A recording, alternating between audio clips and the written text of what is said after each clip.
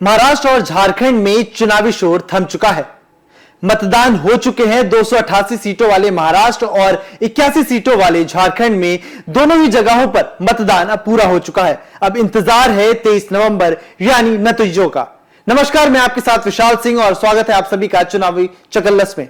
नमस्कार, मेरा नाम है मोहित कुशवाहा और इस वक्त हम हाजिर हैं आपके सामने एग्जिट पोल को लेकर वो आंकड़े जो कि अंदाजा लगाएंगे कि आखिर महाराष्ट्र में जब 23 तारीख को नतीजे आएंगे उनके परिणाम क्या हो सकते हैं। ये सिर्फ अनुमान है, आकलन है, सर्वे है आप कहिए तो, लेकिन इसमें एक छवि भी उभर कर आएगी। हाँ, ये जरूर मानते हैं कि पिछले कई चुनावों में एग्जिट पोल्स के जो आंकड़े हैं वो बिल्कुल से अलग निकले चुनावी नतीजों से, लेकिन फिर भी एक जो आंकड़ा है कि आखिर महाराष्ट्र में जनता ने वोट देते हुए आज जब वोटिंग हुई 288 सीटों पर, तब उनका मूड क्या रहा और आखिर इस मूड में क्या कुछ मत पेटियों में यानी कि ईवीएम में बंद हुआ। तो सबसे पहले महाराष्ट्र बात करेंगे। महाराष्ट्र में सबसे पहले अगर हम देखें तो चाणक्य का एग्जिट पोल क्या कहता है हमारे दर्शकों को। बिल्कुल, चाणक्य का एग्जिट पोल बताता है कि महायुति इस बार सरकार बनाने में सफल हो सकती है। 152 से लेकर 160 सीटों तक महायुति सरकार बनाने में कामयाब हो सकती है। तो वहीं महाविकास आघाड़ी की अगर हम बात करें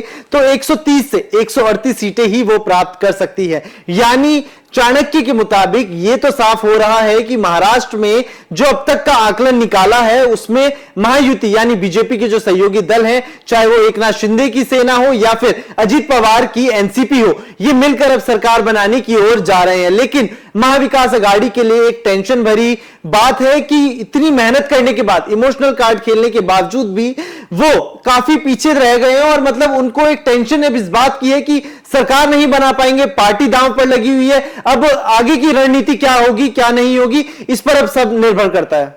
बिल्कुल, ये तमाम सर्वे के आधार पर अगर हम कहें कि तो फिलहाल चाणक्य के मुताबिक महायुति की सरकार बनती हुई दिखाई दे रही है। लेकिन अगला सर्वे है दैनिक भास्कर का। जी हां, दैनिक भास्कर के सर्वे के मुताबिक महाराष्ट्र में महायुति यानी कि एनडीए जो है उसको 125 से लेकर 140 के करीब सीटें यहां पर मिलती हुई दिखाई दे रही हैं। 288 में से यह आंकड़ा है और बहुमत के लिए 145 सीटें चाहिए है। लेकिन अगर यहां पर महाविकास आघाड़ी की बात करें तो आप देखिए, दिलचस्प है यहां पर कि दैनिक भास्कर महाविकास आघाड़ी को 135 से 150 सीट दे रहा है। यानी कि महायुति से ज्यादा महाविकास आघाड़ी को, यानी कि जिसमें शरद पवार हैं, उद्धव ठाकरे हैं और इसके साथ ही साथ कांग्रेस है। तो दैनिक भास्कर के ये जो एग्जिट पोल है उसमें कांग्रेस की यहां पर सरकार बन सकती है। इसके साथ ही साथ 20 से 25 सीटें जो हैं वो यहां पर निर्दलीय प्रत्याशी यानी कि जो अदर्स प्रत्याशी हैं, जो कि अन्य पार्टियों के हैं, उनको जाती हुई दिखाई दे रही है। लेकिन ये जो 20 से 25 का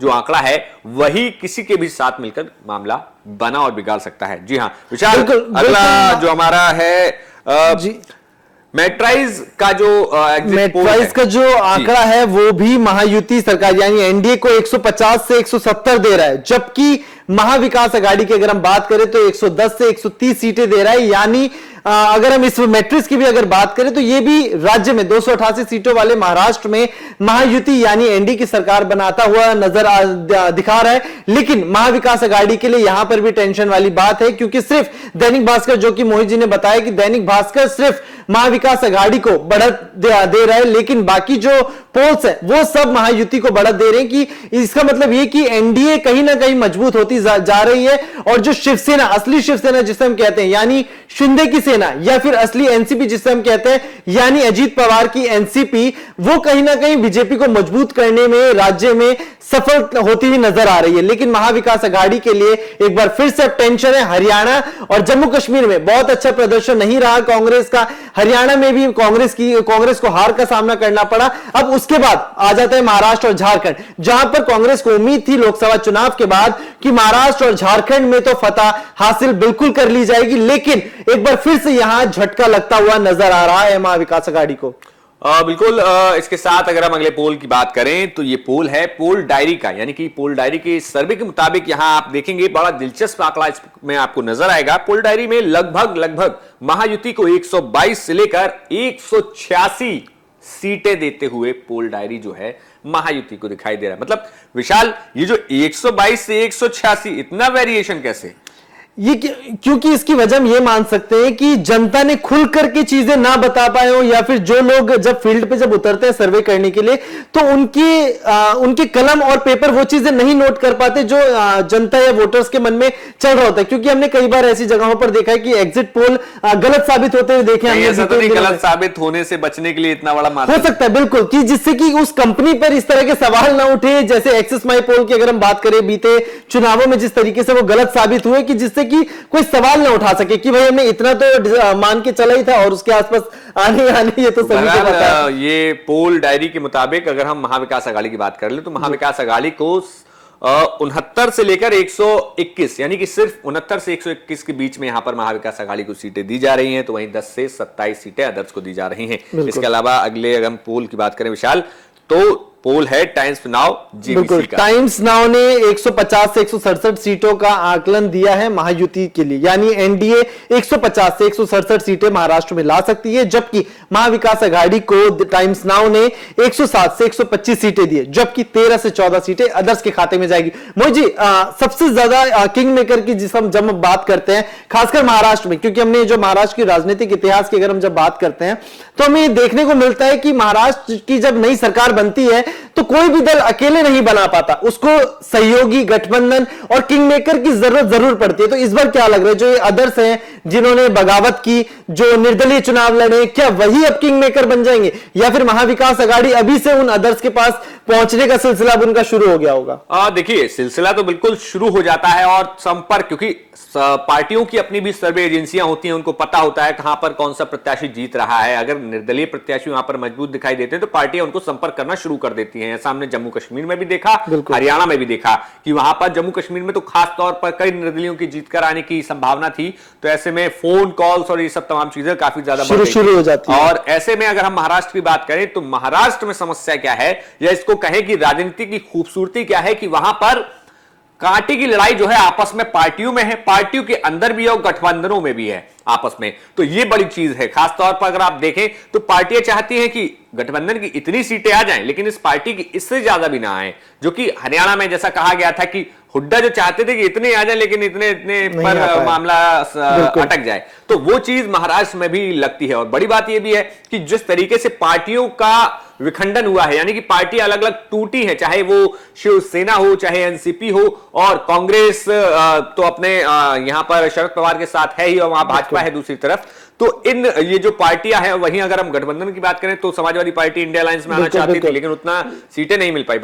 दूसरी चीज ये कहना हम लोगों के लिए गलत बिल्कुल नहीं होगा कि सिर्फ शिवसेना और एनसीपी ही नहीं टूटी है, भले बीजेपी या कांग्रेस की अगर हम बात करें, इनकी अंदरूनी कला और इनके जो बगावती जो नेता हैं उन्होंने भी खेल बिगाड़ दिया। महाराष्ट्र की विधानसभा चुनावों की अगर हम इस बार की बात करें तो राजनीतिक दलों की सूची इस बार इतनी लंबी हो गई है कि जनता खुद परेशान है, जनता कंफ्यूज है कि आखिरकार वोट देना किसको है। जनता चाहती है कि हम अपने इस उम्मीदवार को वोट दें, तो लेकिन वो इस पार्टी के साथ जुड़ गया कि हम उसको वोट नहीं दे सकते। जनता चाहे कि अगर हम इस दल को हमें वोट देना है, लेकिन उनका गठबंधन कुछ ऐसे दल के साथ है जिनकी विचारधारा मैच नहीं हो पा रही है। अगर हम एनसीपी और बीजेपी की ही बात करें, एनसीपी का भी हाल का मामला है, बीजेपी सपोर्ट नहीं कर रही थी एनसीपी को, अजीत पवार ने, लेकिन तब भी नवाब मलिक को टिकट दिया। तो जो दोनों विचारधारा जब क्लैश होती है तो ये जनता पर सीधा असर डालती है, और जनता इसी वजह से कंफ्यूज हुई है। और जितनी भी पार्टियां हैं, चाहे हम महायुति की तीनों पार्टियों की बात करें, 4 पार्टियों की बात करें, या महाविकास अघाड़ी में कांग्रेस हो गए, उद्धव गुट की बात करें, या फिर शरद गुट की बात करें, या फिर समाजवादी पार्टी ही क्यों ना हो, बल्कि इन सभी के वोट बैंक में घाटा तो जरूर हुआ है, क्योंकि जनता का जो माइंड था ना बहुत ज्यादा कंफ्यूज हो गया। इन बीते 2019 से लेकर अगर हम 2024 5 साल की बात करें तो 2.5 साल तक सब कुछ ठीक ठाक चला, लेकिन 2.5 साल बाद जो हमने जो पीछे के देखे वो इतने बुरे राजनीतिक दौर से गुजरे महाराष्ट्र में, मतलब सरकार और सियासी उठापटक का दौर देख देख करके जनता भी परेशान हो गई थी। और यह कहना भी गलत नहीं है कि एआईएमआईएम ने भी खास हिस्सेदारी रखी है महाराष्ट्र में, और वोट बैंक काटने की अगर बात होती है तो एआईएमआईएम की भूमिका उसमें बहुत अहम हो जाती है। देखिए, अगर अभी वोट शेयर की बात हो ही रही है, एक बार हम दर्शकों को से भी कहेंगे कि वो कमेंट बॉक्स में जरूर अपना आकलन बताएं कि महाराष्ट्र में आखिर कौन सी सीटें कहां पर फंसती हुई दिखाई दे रही हैं। स्पेसिफिक सीट वाइज भी हम आपको आंकड़े बताएंगे, लेकिन एक बार आपको 2019 के जो चुनाव परिणाम आए थे उनका आंकड़ा भी बता देते हैं कि इस पार्टी को कितनी सीटें मिली थी, कितने पे लड़े और कितने प्रतिशत वोट मिला था। आपको बताएं कि 2019 में भारतीय जनता पार्टी 164 सीटों पर लड़ी थी, 105 सीटों पर जीती थी और लगभग 25.75% वोट शेयर उसका तब रहा था। और वो जो चुनाव था वो शिवसेना और भारतीय जनता पार्टी ने मिलकर साथ लड़ा था। अगर हम शिवसेना की बात करें तो शिवसेना उस वक्त 126 सीटों पर लड़ी थी, 56 पर सिर्फ वो जीत दर्ज कर पाई थी, 16.41% उसको वोट मिला था। इसके अलावा बात की जाए एनसीपी, जो कि आज दो धड़ों में है, तो एनसीपी को भी उस वक्त 121 सीटें वहां पर लड़ी थी एनसीपी ने, और सिर्फ 54 पर जीत दर्ज की थी, जिसमें 18.75% वहां पर वोट एनसीपी को मिले। कांग्रेस 147 पे लड़ी, 44 जीती, 15.87% कांग्रेस का वोट शेयर था। बहुजन विकास आघाड़ी 31 सीटों पर लड़ी थी, 3 विधायक बहुजन विकास आघाड़ी के थे। बहुजन विकास आघाड़ी वही जिन्होंने भारतीय जनता पार्टी के जो विनोद तावड़े हैं उनको होटल में जाकर तमाम आरोप लगाए, नोटों की गड्डियां लहराई और पर्दाफाश करने का जो दावा किया, वही बहुजन विकास आघाड़ी के 3 विधायक जीत के आए थे और 0.67% वोट शेयर रहा था।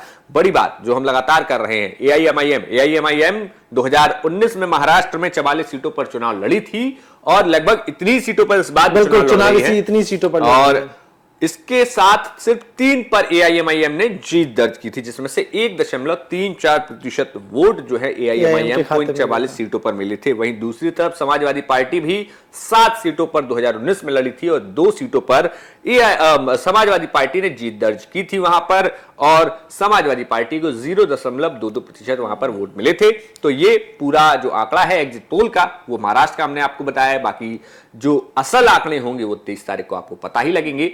लेकिन आपका इस खबर पर, इस आंकड़ों पर क्या कुछ कहना है, पोल्स पर क्या कुछ कहना है, सर्वे आपके आधार पर क्या लगता है कि क्या कुछ हो सकता है, मैं कमेंट बॉक्स में जरूर बताइए। तब तक देखते रहिए न्यूज़ नेशन। शुक्रिया।